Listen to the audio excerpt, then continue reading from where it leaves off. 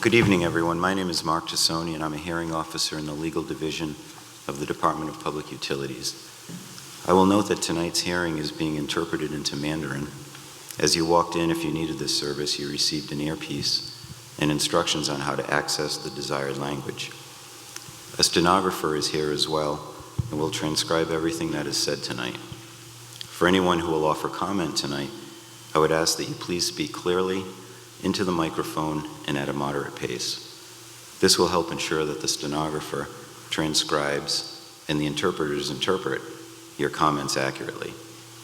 Before I discuss National Grid's filings and we hear from the public, the department's chair, James Van Nostrand, and Commissioner Stacy Rubin would like to say a few words. Thank you, Hearing Officer Tassoni. Good evening. I'm James Van Nostrand, Chair of the Department of Public Utilities. The department is overseen by a three-member commission appointed by the Secretary of the Executive Office of Energy and Environmental Affairs, EEA, with approval by the Governor. The EEA Secretary designates one of the commissioners as chair. All three members of the commission are here tonight. Commissioner Cecile Fraser, to my right, has been on the commission since 2017. Commissioner Rubin and I, to my left, joined the commission last spring. We're here tonight to hear your comments on the National Grid rate filing for electric service. The Commission makes its decisions in writing, so we will not make any rulings here tonight. We are here to listen to you, so please do not expect us to respond to your comments or questions. Know that we are taking careful notes and listening intently. Over the next few months, the department's staff will review the company's testimony and detailed cost data, cross-examining witnesses in evidentiary hearings, and reviewing public comments. Your comments tonight inform questions the department staff will ask the company to gather evidence. Only after the Commission reviews all the evidence filed in this proceeding will we issue a decision. We will do our best to respond to your comments in our written decision, which we will issue sometime before October 1 of this year. I want to share with you briefly four of the Commission's priorities over the next few years. The first of these priorities is transparency. In the past, it was rare for all three commissioners to attend public hearings. We are here tonight to demonstrate our interest in listening to you and learning your opinions relating to the company's proposed rate increase and other changes to its cost recovery and rate options. But it goes beyond that. We are also sharing more information about our processes and providing better access to the information that we are considering as we make our decisions in proceedings such as this. For National Grid's proposed electric rate case, for example, we created a new page on our website where you can learn about the rate case process, review the company's testimony, and see the impacts on your bills if the company's rate increase is granted. You can access this information by scanning the QR code, which is on display in the lobby and out in the back of the room. A link to the website is also available on the notice of tonight's hearing. We also have information on the website available about the company's proposal in Spanish, Portuguese, Haitian Creole, Khmer, and Mandarin. I think you will find the information to be very helpful. A second priority is clean energy. In 2021, the legislature expanded our agency's enabling law to require us to not only prioritize safety and reliability, but also reduce the carbon emissions that lead to climate change and require utilities to implement measures that improve their resilience and ability to cope with the impacts of climate change. As we reduce greenhouse gas emissions, we will also reduce our exposure to the impact of expensive and volatile fossil fuel prices, such as the dramatic run-up in natural gas prices last winter, given this region's exposure to the global liquefied natural gas market. Wind and solar both have zero fuel costs, so in the long term, this clean energy transition will be good for consumers. In the short term, however, it may be expensive, which brings me to our third priority, affordability. I'll turn it over to Commissioner Rubin to continue discussing our priorities. Thank you, Chair Van Nostrand. I'm Stacy Rubin. Energy prices are very expensive in this region compared to other parts of the country, and utilities will file with the department seeking to increase them further to recover the costs associated with offshore wind and all the investment in transmission and distribution infrastructure necessary to interconnect solar and storage projects and accommodate electric vehicle charging and electric heat pumps. We need to take action to address the challenges of residents of the Commonwealth in paying their utility bills. In January of this year, we opened a proceeding to explore innovative solutions to the affordability issue. This energy burden proceeding discusses what protections and programs currently exist for income-eligible customers. We invited the public to offer comments on programs that might alter low-income discount programs or cap energy bills based on household income. Some states have implemented billing based on a percent of income or varying levels of discounts depending on income. In this case, National Grid is proposing a low-income discount tiered structure for eligible low-income customers, meaning that households that earn less than the federal poverty level would get a higher discount on their monthly bill compared to households earning slightly more than the federal poverty level who would be eligible for a lower discount, essentially targeting higher discount rates to the ratepayers with the lowest incomes. We will explore National Grid's income proposal in this case, and we are exploring that issue and others in the Energy Burden Docket number 24-15. In the Energy Burden Docket, we collected a large number of comments, which we are reviewing. We will convene stakeholders to discuss a better approach for Massachusetts to reduce energy burdens. Our fourth and final priority that I will discuss is equity and environmental justice. We need to do a better job of providing opportunities for meaningful involvement of environmental justice populations in our proceedings, particularly when we are taking action to approve the siting of energy facilities and infrastructure as part of this clean energy build-out. This includes providing opportunities for limited English proficient speakers to understand and participate. It also includes integrating environmental justice into our decision-making. That is a high priority across all of the energy and environmental affairs agencies. The department hired a new director of environmental justice and public participation who will join us this spring, and that individual will support our efforts to better involve the public and work for equitable outcomes. Back to tonight's hearing and the point. The actions of our agency affect nearly everyone in the Commonwealth. Our decisions will be better when we hear from you and ensure that your comments influence our decisions. This public hearing is one way that you can participate and influence the agency.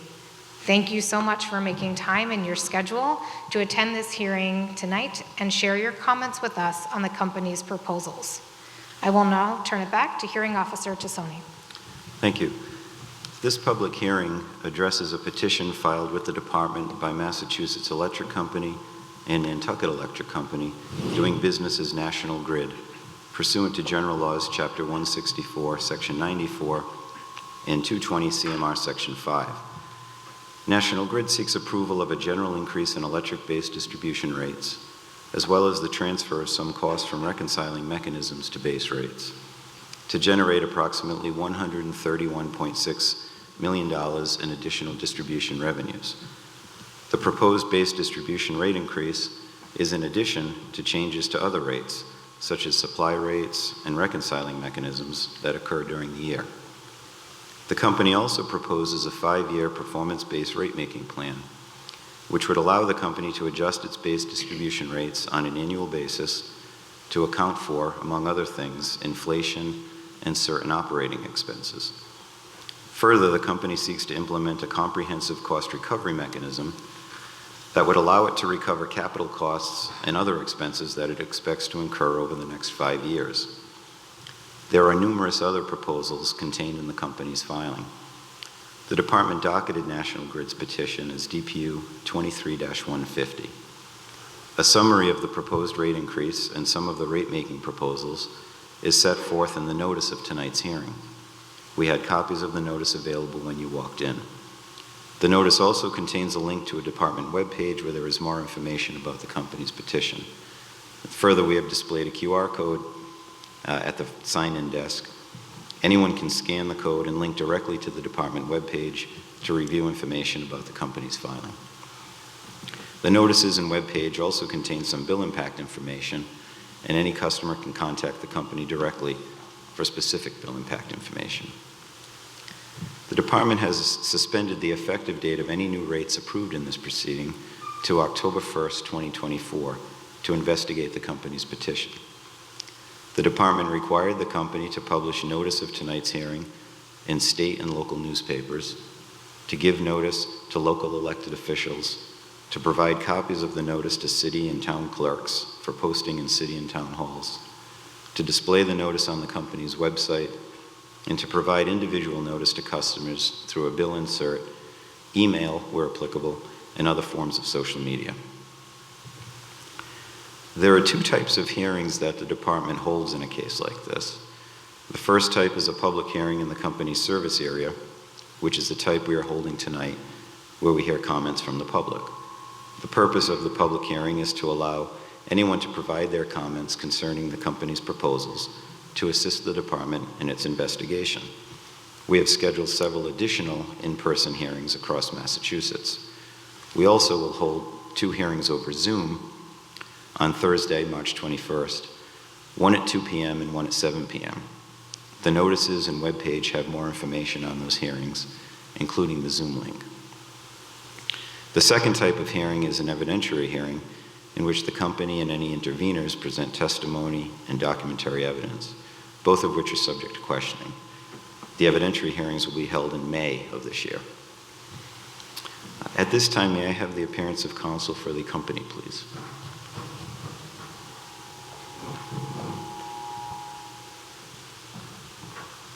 Good evening. My name is Brooke Scully. I'm counsel for National Grid, and I'm appearing tonight on behalf of the company, along with Rob Hum from Keegan Worlin. Thank you. Ms. Scully, does a company representative wish to make a statement on the record? Yes, tonight we have Mr. Jim McGaw, Vice President and U.S. Head of Corporate Affairs on behalf of the company. Thank you.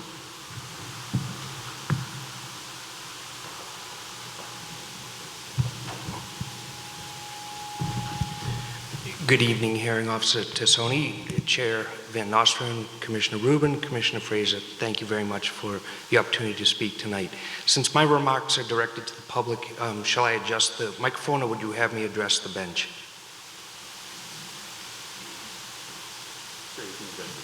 Thank you.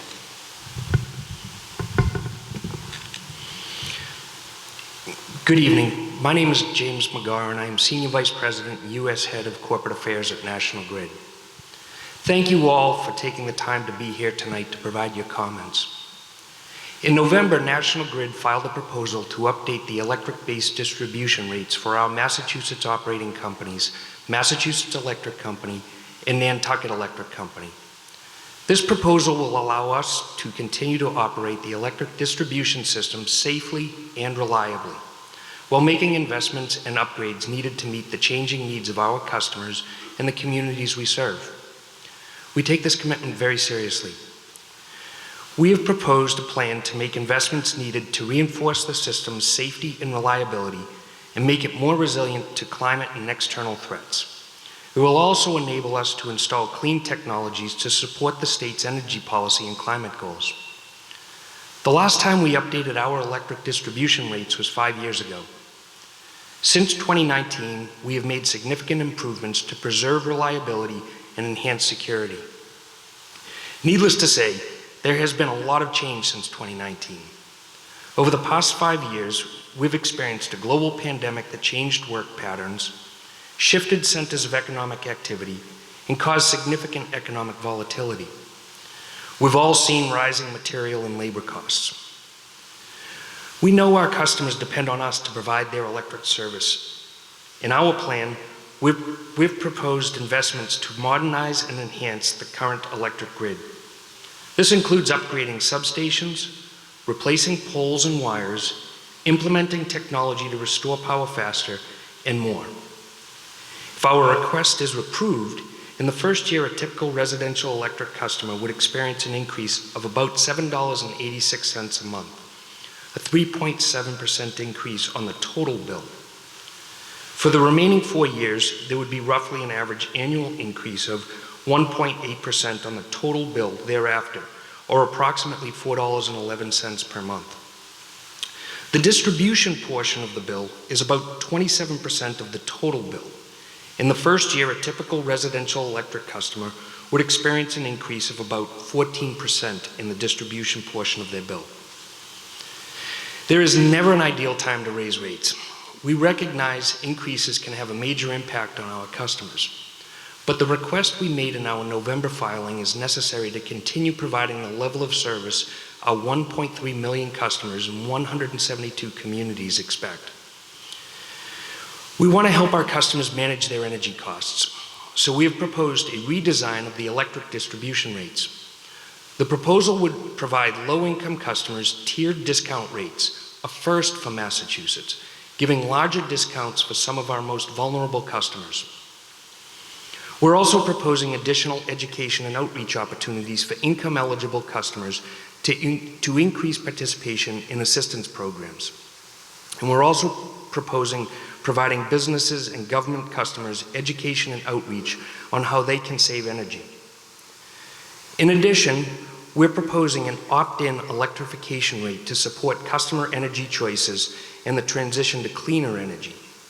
We also want to enhance digital payment methods that match the needs and wants of our customers across the state. The company is also proactively holding itself accountable to invest wisely and meet performance metrics. If we don't deliver, we get penalized, and there is an incentive for exceptional service. We have an important responsibility as the electricity provider here in Quincy. We will continue to strengthen our partnership with the city and surrounding communities. Providing the best service possible to the Quincy area and all of our customers is top of mind throughout the whole company. National Grid has been very active in the last few years, upgrading substation equipment and adding feeders as we partner with the city to serve the increased electric load brought on by economic growth throughout Quincy. We've been upgrading and replacing poles and upgraded the Field Street substation as we strive to meet growing demand and enhance the reliability of the system. We have a number of company representatives here tonight. For anyone who has questions or concerns, please seek us out after the hearing. Finally, thank you all for being here tonight to share your comments. Your feedback is an important part of the process, so we can learn how we can improve. We will be listening closely. Thank you.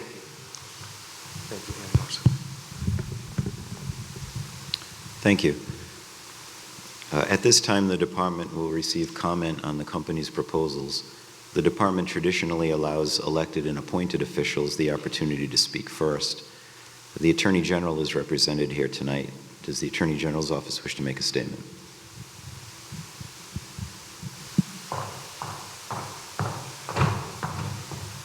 Good evening. As you know, my statement is mostly aimed to the public, so if I would turn around, and I don't mean to ignore you, but thank you. Thank you for giving us this opportunity to comment. Good evening. My name is Liz Anderson, a Quincy resident and an Assistant Attorney General with the Massachusetts Attorney General's Office.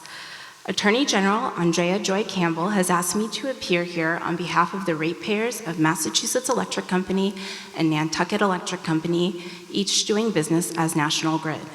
By law, the Attorney General represents the interest of Massachusetts electric ratepayers in rate cases filed with the Department of Public Utilities.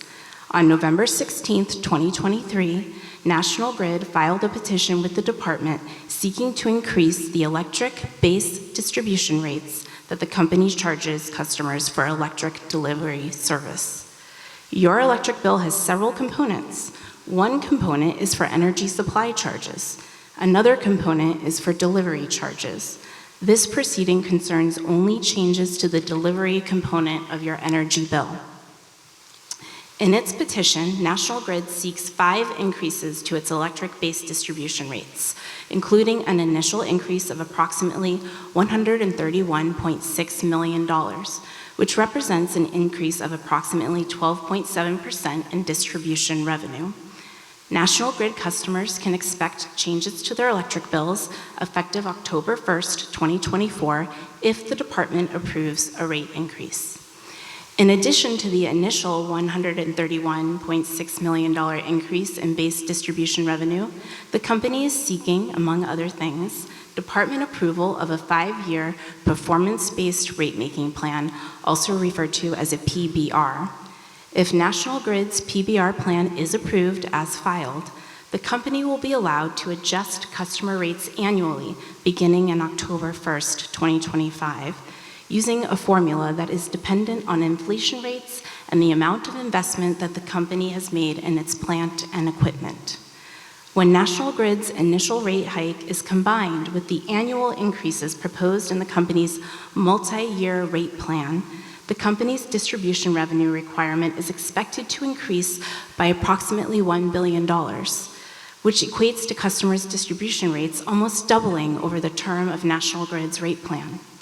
The Attorney General's office has been working hard over the past several months to investigate the company's proposal, including working with experts to ensure that National Grid provides safe and reliable service at the least possible cost to ratepayers.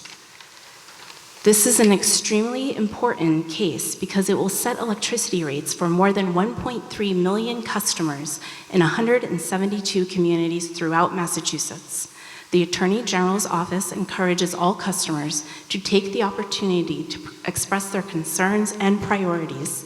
Your participation is important and it makes a difference. Thank you for this opportunity to present Attorney General Campbell's views. Thank you. And thank you to the Commission. Thank you. Thank you. Are there any other elected or appointed officials here tonight? Okay, we'll now hear from members of the public. As I mentioned earlier, a stenographer will transcribe your comments. So again, to ensure that the stenographer transcribes your comments accurately, please speak clearly into the microphone and at a moderate pace. Finally, please note that this is an opportunity for all of you to provide your comments and concerns about the company's petition. It is not an opportunity to question the company. The company will have representatives available to answer individual questions following the hearing. Similarly, it is not meant to be an opportunity to question the department on how it will conduct this investigation.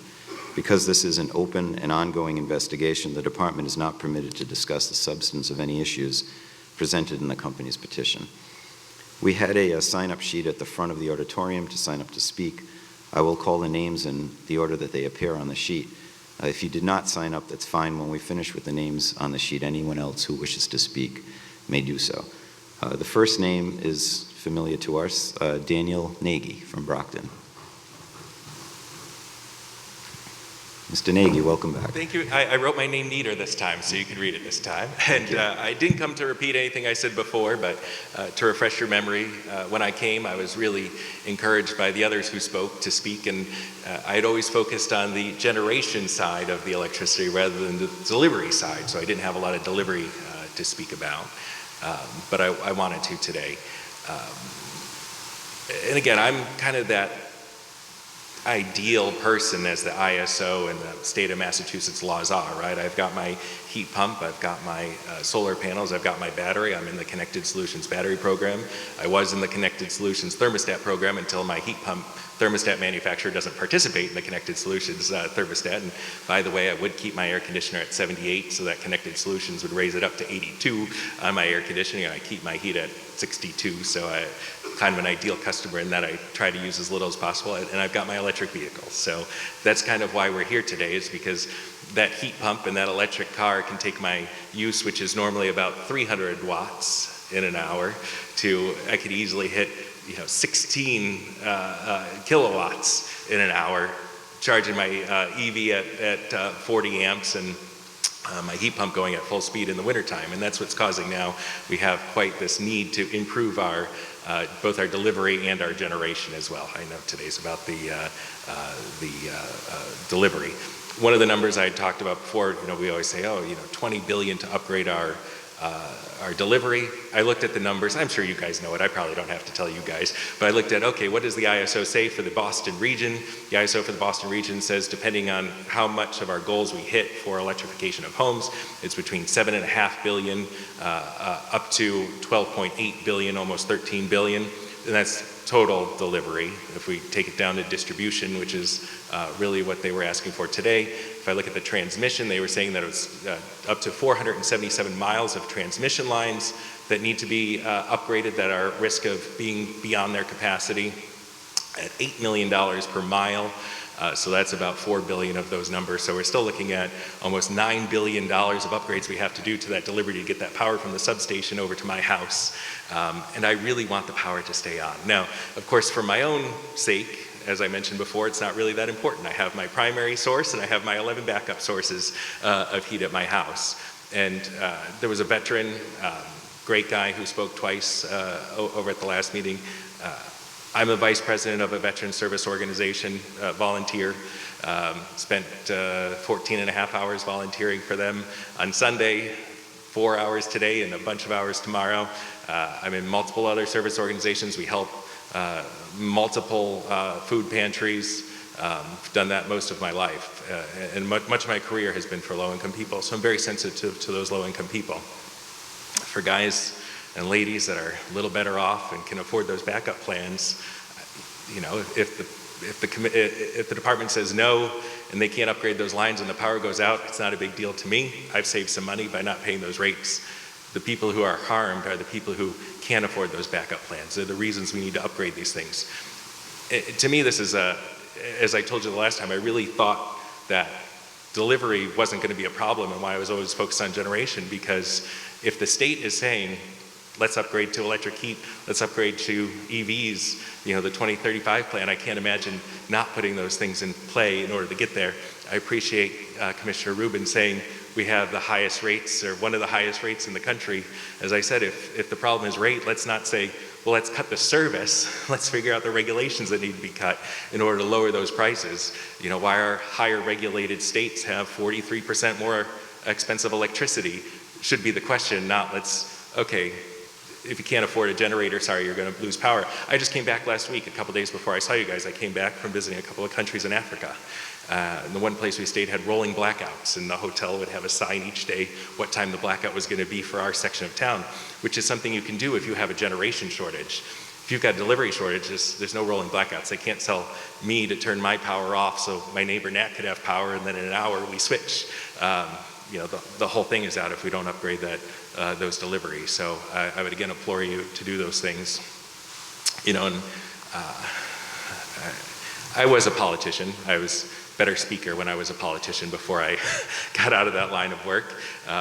2 reasons I'm not a politician. One, my wife doesn't like politics and I love my wife. So that was number one. Number 2, I started before, and I won every race I ever ran in, including 2 against incumbents. So it wasn't a lack of success. But it was, I started before Facebook and Twitter. And since Facebook and Twitter, politics especially, has been about feeling good and getting votes versus doing good. And I could easily come here and feel good saying, I'm helping. Those people that I serve at the food pantry, I'm helping them by saying, no, don't raise their rates. And I could feel good about it. But that's not doing good, because the result of that is them being out of electricity and their power going out. And when I was at the hotel in Africa, even the generator at the hotel failed. I woke up because I've got a CPAP machine, so stop breathing. So I woke up because I stopped breathing. We can't have people with medical issues lose power because we were worried about 12% of a little part of the bill. Distribution is part of delivery. It's not even all of delivery, it's part of delivery. I would hate for people to be in those situations, especially the medical needs, but obviously heat.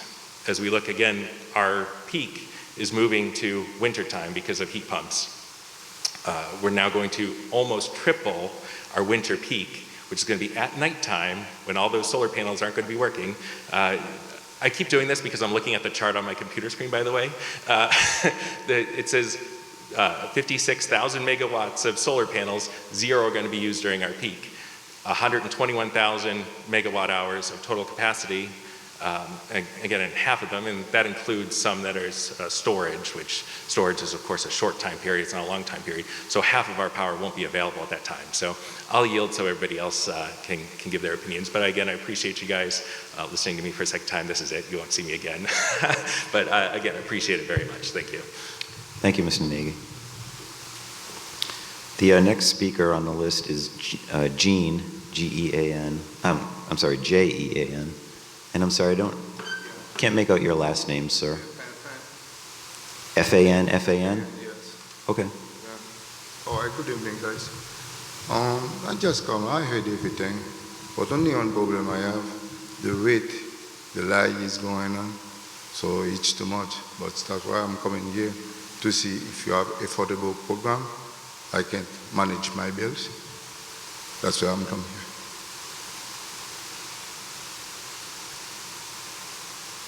Sir, we can have someone from the company speak to you after the hearing about that.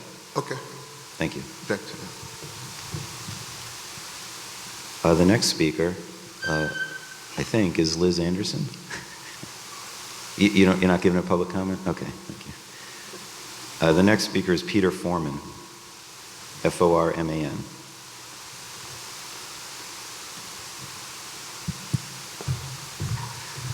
Thank you. I'm president of the South Shore Chamber of Commerce and the South Shore Economic Development Corporation. The South Shore Chamber generally covers about 25 towns, southern tip of 128, down the Route 3 corridor between Quincy and Plymouth. We are the largest business association on the South Shore. Nobody, by the way, I might say, I also was in government, and I'm impressed that an entire board shows up for a public hearing. That's pretty unusual. It may suggest that you're both very new at it, because these can be long events. But thank you for coming. It really is impressive that all three would show up. Nobody likes rate increases. Nobody likes price increases. That's all understood. But I support the proposed rate increase, which I think is actually pretty modest when you look at what we're facing for infrastructure challenges and what the actual increase would be. The South Shore is a growing area. Unlike other parts of the state, we are seeing increased population growth in the area, and that is going to require more services, and we are all, I think, familiar with what's happening with general infrastructure. When we look at economic development, one of our concerns is infrastructure in the area, and that's water, sewer, energy. Are we going to have the infrastructure to accommodate the growth we're having? And while I know you're looking specifically at this rate increase for delivery, I hope that there would be some consideration in putting it in context of other costs and state interests. And what are the environmental issues? It's great to talk about less expensive energy production, but you have to be able to accommodate it, the collection and distribution of it in the grid, and that's going to require an upgrade in systems, which all the utilities have been doing, but it's, I think, a more challenging and expensive task than I think the public generally understands it. But I'll also look at other state priorities and costs, and that is housing. That's one of our priorities at the Chamber. It has been for about 7 years, trying to get new, substantially more housing production on the South Shore, particularly multifamily and mixed-use housing. That's going to be essential for meeting some of the state's housing priorities for our growth. But to have that kind of development, it's not 1 or 2 apartments or in-law units on houses. It's pretty substantial mixed-use housing or mixed multifamily. And generally, you don't want to just provide the housing. You want to have some further development connected with it. And that could be mixed uses for retail, and also accommodating other commercial growth. Our hope is as the population grows, we're going to see a lot of new startup businesses, and we're going to see more businesses coming because of that workforce. That's going to require, I think, a substantial increase in our infrastructure services. And it's one of the things we talked about with both the current administration and the prior administration. We're champions of housing as they are, but you're not going to get housing in the suburbs if we don't have adequate infrastructure to allow it, and that applies to energy as well.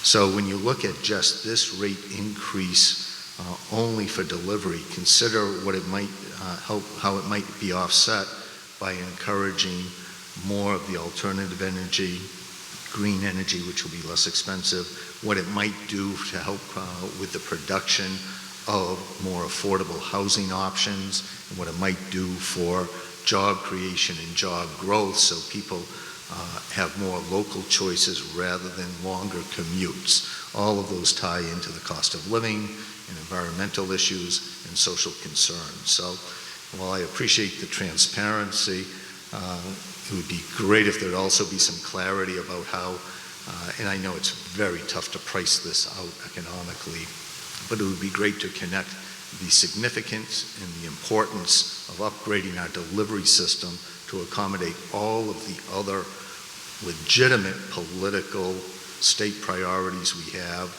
around housing and job growth and the sustainability of the state's economy. Certainly that's what we're looking at on the South Shore is our economy, and that's why we support this. Thank you. Thank you, Mr. Foreman. So I've called all of the names of people who signed up to speak. Is there anyone else who wishes to make a comment? Sir?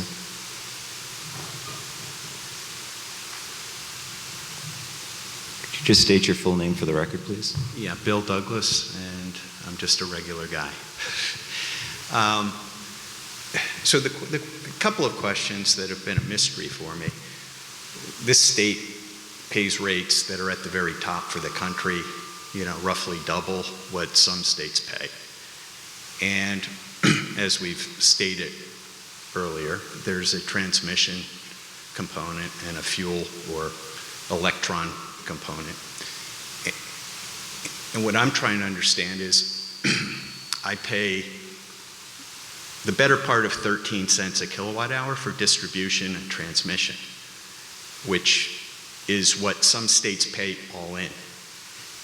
And so I would challenge the people here in front of me to examine why our costs for transmission are so high, because obviously they are high relative to the rest of the country.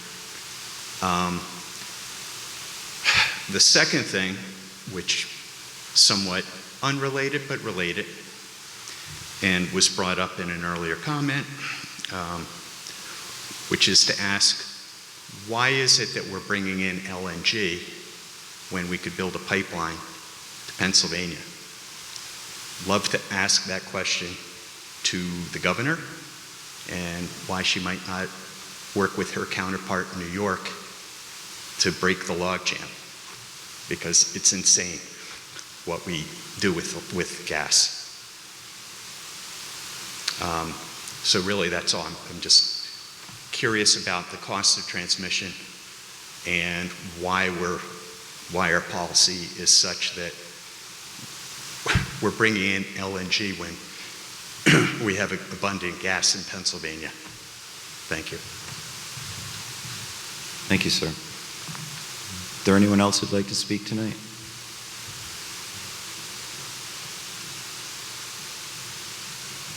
Okay, I don't see any hands. Nope. Yeah, sure. Could you just, when you get to the mic, state your full name, please? All right, my name is John Henry. Could you spell your last name? Sorry? Could you just spell your last name? Henry. I'm a ratepayer. Primarily, I'm a regular guy like that other guy over there. but nobody's saying why. The Attorney General's looking into it. I don't even know how they cover what you guys approve or don't approve. Electricity rates have been going through the roof. They've been separated from generation of electricity, and now we pay two different bills essentially on the same one, both of which are higher, way higher, and keep going up for multiple reasons on the long list of things that we pay, which are basically additional taxes. And I can't believe I'm the only ratepayer up here saying why. We're looking at our transmission rates doubling in the next 2 years, doubling, or 4 years, or whatever the 4 years that this takes place. They've already gone up quite considerably, near as I can tell, paying my bill every month. And now they're going to double. Really? Why? What other thing in the world is doubling? And I'm going to ask all the other ratepayers that aren't here tonight, like, where are they? I don't understand. I don't understand where the elected representatives are. I don't understand where the journalists are, keeping track of what's going on here. I'm flabbergasted. I hope you guys are protecting us, and that you're going to go through carefully, and I know you are, but you're going to go through carefully the massive amount of material that you have to go through by October. I wouldn't want your job. Like, I'm sure that National Grid has hundreds of people working on this, and you have to go through the material of hundreds of people, and there's only 3 of you or 4 of you. You have a staff, I don't know. It just doesn't seem like enough to me as a ratepayer, and I don't know how the heck we can be protected from what's going on when there's as little response from the public in this room as I see. I don't get it. I only spoke because I had to.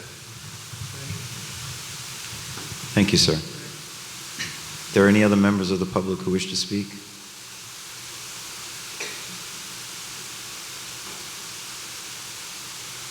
Okay, I don't see any hands. I'd like to thank everyone for attending tonight, and to those who provided comments.